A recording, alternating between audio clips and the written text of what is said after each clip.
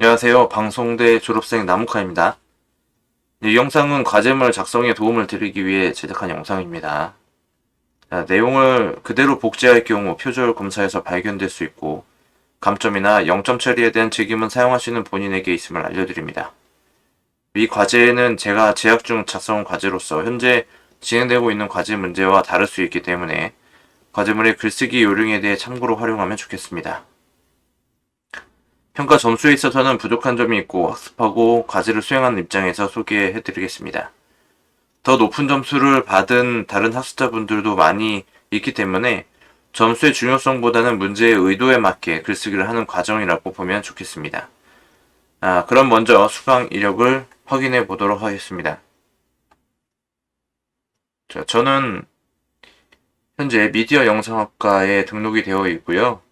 2016학년도에 경영학과에 입학해서 법학과를 복수 전공하고 2020년 2월에 졸업하여 바로 3일에 재입학을 했습니다.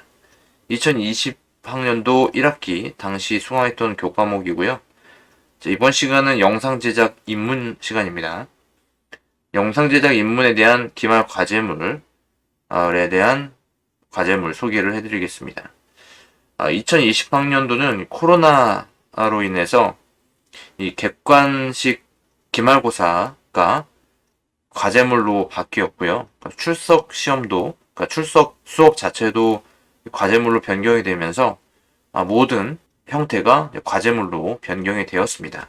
1학기도 그렇고 2학기 때도 마찬가지로 과제물 형태가 계속 유지가 되었습니다. 물론 일부 학과에서는 그 대면 수업을 하는 수업도 있었지만 많은 대부분의 학과들은 보통 과제물이 주어졌고요. 이 출석 수업은 이 줌을 통한 실시간 강의를 시청하는 그런 출석 수업으로 대체가 되었었습니다. 제 영상 제작 입문 과목의 점수는 이제 100점입니다. 이게 저뿐만이 아니라 많은 분들 과제를 열심히 요구사항에 충실히 이행하신 분들은 충분히 100점을 받으셨을 거라고 생각을 하고요. 평가 의견을 보면은 문제 1, 2 내용 구성 전개가 우수하다. 문제 3 구성원 구성 필수 요소 프로그램 개요를 파악할 수 있는 기획 의도 주제 시청 포맷 출연 인물이나 소구점 음향 등 서술 일부 보완이 필요하며 촬영 목적으로 짜여진 콘티의 영상 구현 가능성을 파악할 수 있도록 각 장면의 촬영 장비, 장소, 장면 길이 등 세부적인 묘사가 필요하다. 라는 의견을 달아주셨습니다. 그러니까 점수는 기말 과제물의 만점은 70점인데 70점을 받았지만 그래도 부족한 부분은 있다고 의견을 남겨주셨네요. 이게 이거는 아닌데 다른 과목에서 이 평가 의견이 좀 이제 다른 학습자하고 이제 비슷한 그런 부분들도 좀 찾아볼 수 있었는데 그런 부분들은 좀 염두를 해야 되겠습니다. 그러니까 평가 의견이 개인에게 이렇게 맞춰준 것은 아니라고 또 보여지기도 하고 나름대로 과제 형태가 비슷하기 때문에 이런 의견을 다는 것이 완전히 틀리지는 않을 것입니다. 그렇지만 의견이 같은 데에서는 이게 주관적인 평가가 아니고 그냥 일관적인 평가다 이렇게 해석이 됩니다. 자, 근데 이게 이제 과제물을 알려드릴 건데요. 그 문제는 그 과제물 내용 안에 있습니다. 그래서 같이 확인을 해보도록 하겠습니다. 자, 2020학년도 1학기 기말시험 온라인 평가 제출용 양식이 있습니다. 교과목명, 학번, 성명 등 입력을 하고요.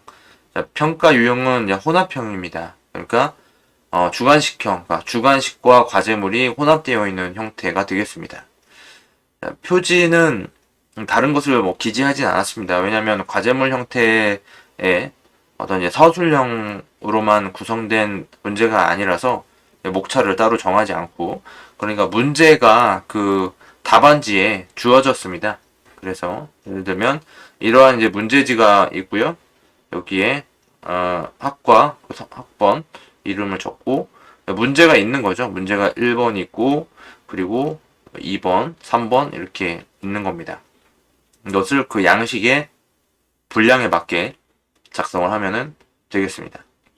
1번 문제는 디지털 비디오 기술이 1인 방송 제작에 어떤 영향을 미쳤는지 서술하시오. 10점입니다. 디지털 비디오 기술은 전문가들이 사용하는 촬영 장비가 없어도 개인용 스마트폰과 PC로 원하는 영상을 촬영할 수 있다. 디지털 비디오 기술은 영상 편집을 쉽고 간편하게 해줘서 촬영한 영상을 인터넷 등 웹에 업로드하여 다른 사람과 공유할 수 있도록 했다. 디지털 비디오는 인터넷과 모바일 기기를 더욱 개인이 사용할 수 있는 도구를 발달할 수 있게 했다. 디지털 기기를 수용자의 관점에서 생산자의 역할을 하게 하는데 영향을 미쳤다. 시청자들은 자신이 원하는 콘텐츠를 자유롭게 시청할 수 있게 됨에 따라 1인 방송 제작은 더욱 다양한 콘텐츠 생산을 발생시켰다. 개인 창작자들은 1인 방송 환경의 발달과 편집의 간편화를 이용하여 무한한 창작 영역을 보여준다. 개인 방송은 전통적인 매스미디어를 넘어 실질적인 영향을 줄 수 있을 정도로 크게 확장되고 있다. 1인 방송은 국내에서뿐 아니라 전 세계 시청자를 대상으로 방송을 할 수 있을 정도로 큰 영향을 주고 있다. 오히려 전문적인 방송을 가능하게 함으로써 그 가치는 더욱 증가하고 있으며 성장이 계속될 것이다. 자, 이렇게 1번을 간단하게 작성했습니다. 70점 중에 10점이면 비중이 그렇게 큰 편은 아니죠. 자, 그런데 2번은 30점입니다. 대상을 바라보는 다양한 시점에 대하여 카메라의 높이와 각도, 객관샷과 주관샷, 리액션샷과 리버스샷에 대하여 설명하시오. 자, 교재 내용을 잘 파악을 해야 되겠죠. 그러면서 잘 그러니까 표절하지 않고 잘 설명을 할 수 있어야 되겠습니다. 동영상을 촬영할 때에는 시청자가 원하는 씬에 변화를 주기 위해 다양한 높이와 각도로 대상을 담아낸다.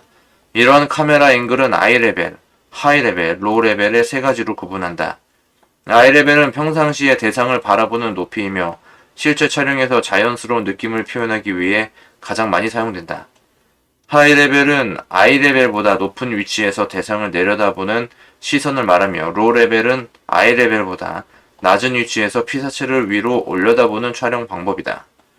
객관샷은 카메라 렌즈가 대상을 객관적으로 바라보듯이 촬영하는 숏을 말하며 트라이포트를 이용해 촬영하기 때문에 대부분의 숏이 설명적인 느낌이다. 주간숏은 카메라가 배우의 눈을 대신해서 대상을 직접 바라보는 느낌의 숏을 말한다. 주간숏을 만들 때는 객관숏을 사용하여 이어지는 다음 숏이 누구의 시점인지 알려줘야 한다. 즉 객관숏으로 앉아있는 사람을 보여주고 그 사람이 보고 있는 주간숏으로 이어지는 화면 구성을 한다. 리액션숏은 행동하는 인물을 보여주는 숏인 액션숏에 대한 상대방의 반응을 보여주는 숏을 말한다.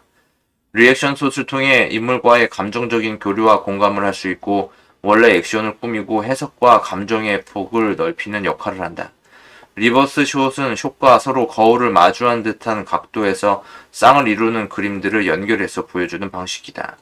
리버스 숏은 숏과 힘의 역학관계가 같이 유지될 수 있도록 한다. 이때 미디엄 숏에서 클로즈업 숏으로 크기를 좁혀가면서 감정의 이입을 높일 수 있다. 자, 이렇게 2번이 끝났습니다. 굉장히 간단하고 명료하게 작성을 했는데 30점을 다 받은 거죠.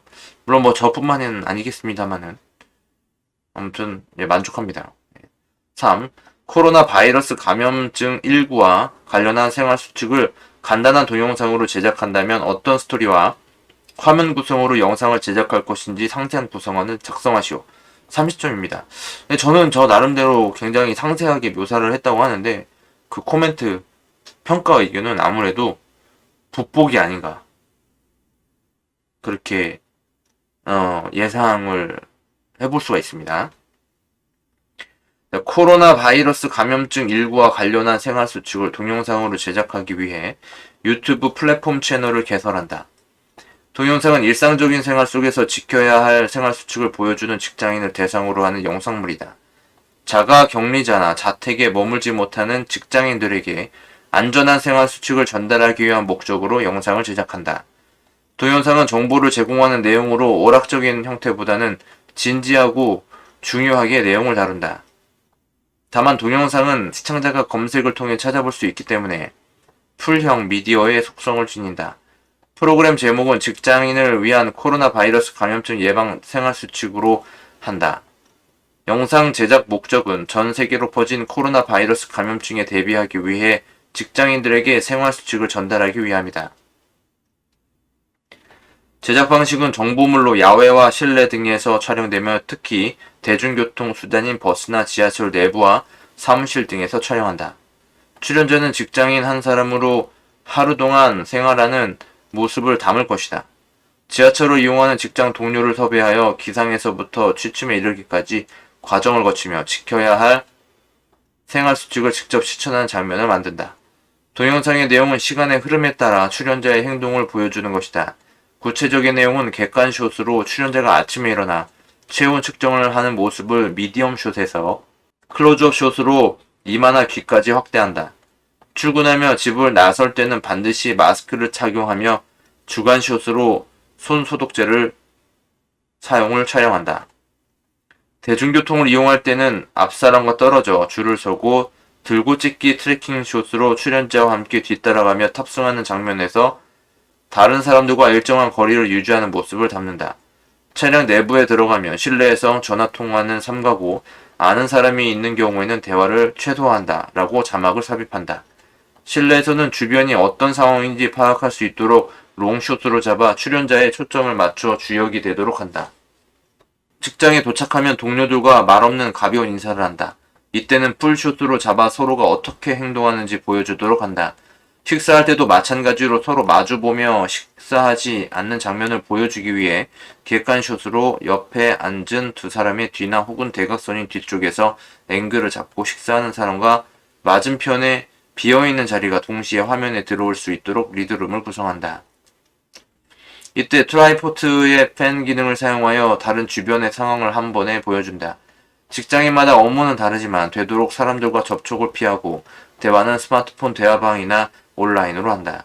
고객을 응대하는 업무를 하면 마스크를 착용할 수 있도록 권하고 2m 이상 떨어진 곳에서 의사소통하기 위한 의도로서 고객을 등장시키고 달리 아웃을 통해 점점 멀어지는 움직임을 주간숏으로 담는다. 호흡기 증상이 있는 경우에는 선별진료소에 방문하기 전에 객관숏으로 출연자가 보건소에 전화하는 장면을 보여주는데 숏과 리버스 숏의 전개 방식으로 상대방이 전화를 받고 안내하는 모습을 보여준다. 출연자의 퇴근길도 출근길과 비슷한 상황으로 연출하고 집에 도착하면 위생 상태를 청결히 한다. 동거인과의 접촉과 대화를 최소화하고 각자 안정된 생활을 하는 모습을 담는다. 영상물의 길이는 10분 이내로 제작한다.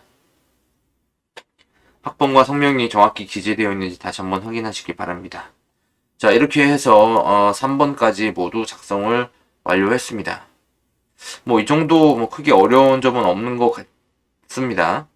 근데 이 과제를 작성할 때 이 동영상 제작을 한다면 어떤 스토리, 어떤 화면 구성, 영상 제작할 것인지 그 구성안을 작성하기 위해서는 이 교재의 내용을 활용해야 하는 것이 맞는 것 같아요.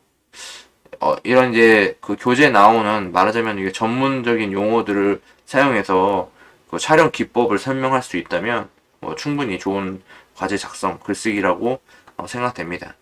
그러니까 과제만 보고서는 리드룸이라든지 그죠? 뭐 프리숏 그리고 뭐 팬, 트라이포트, 달리아웃 뭐 이런 기타 용어들을 알지 못하잖아요. 그러니까 이 과제를 이해할 수 있으려면 이 과제를 보고 이 글쓰기를 보고 영상을 실제로 촬영할 수 있으려면 이런 기본적인 용어들은 알고 있어야 되는 거죠. 그러니까 의사소통을 위해서 교재를 활용하는 것이 좋겠습니다. 자, 이렇게 해서 영상 제작 임무는 여기까지 하고 마치도록 하겠습니다.